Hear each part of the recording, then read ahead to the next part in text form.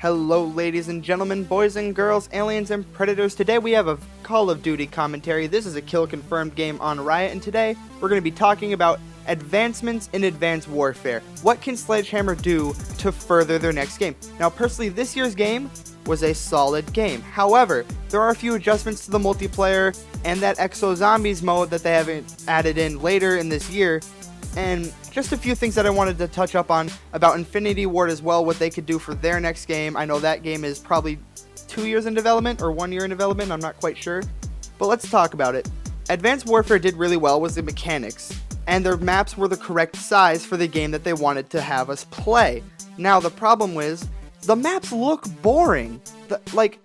My personal opinion is, they all look the same to me, and that's because everywhere I turn around, there's an Atlas logo, or it's an Atlas base, or Atlas this, or Atlas that, or Atlas something, which is fine. They want to connect it to the campaign, but on the other hand, it gets rid of that fun little arcadey feel that I used to have. Another problem with the maps is while the layouts were really good this year, I still want to see that 3-lane basis that we used to have for our old Call of Duty multiplayer a while ago. I miss that. That made the game a whole lot more fun, and I think if they implemented that even more into the game we have now, I think it would just make that much better. Their DLC packs do need a little work too for Sledgehammer and Infinity Ward. I was not impressed with Ghost, but that's a whole nother thing. Advanced Warfare started to get it. They started to make more creative maps, like the one with the clown on it and the clown bombs or whatever that was going on. Though that was taking a right step in the next direction, but I missed the Black Ops 2 map packs, not because of the map layouts, but because of what they looked like. Let's take Tokyo and light it up with lava. That was the mentality of Black Ops 2. Let's take Firing Range and drop a Hollywood nuke on it. It's simple as that. Like, I missed the creativity of that, which needs to be implemented into their Exo Zombies. I have played it, and it is solid. But again, it's another Atlas base. It feels repetitive. It feels like an extra afterthought last minute mode, which I understand they probably might not have been going for, but that's what it feels like because they just added more Atlas stuff. And the map was extremely small compared to the zombies we used to play. Because, I mean, granted, it was their first map, and I'll give them credit. You know, they did a good job. They implemented everything that was the basis of zombies and what we used to be playing with Treyarch, but they still had the same skin. It was the same thing as the multiplayer. Like, I didn't feel like I was getting my money's worth with that map pack. That's what gave Black Ops 2 its lasting powers. Over the 4 sets of map packs that we got 4 brand new original maps, or maps that have been reskinned in a way where you want to play them all year round, and the regular multiplayer maps had a level of creativity as well.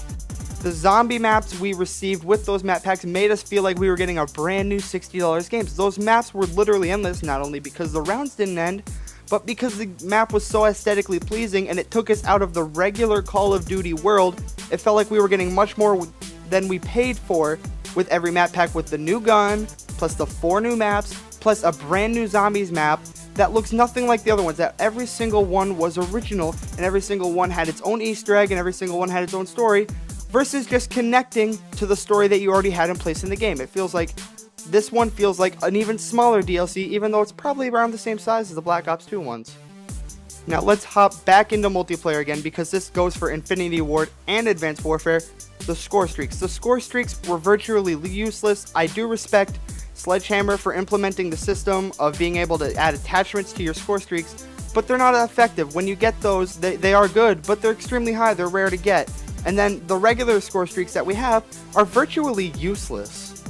Again, going back to Black Ops 2, when you hit a score streak, when you got that stealth chopper, everyone was getting wrecked. You knew you were getting at least 20 kills that game from the second you got that, 20 more kills or whatever. When you hit that swarm, nobody's going outside, and you could switch to your shotgun class and take everyone else out that's running around indoors.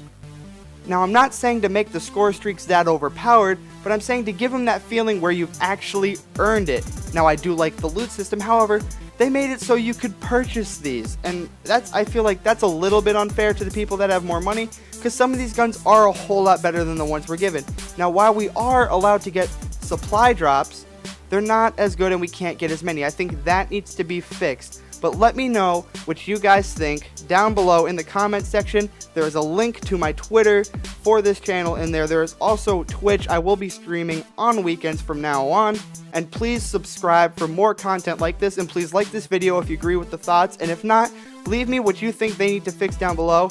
Goodbye.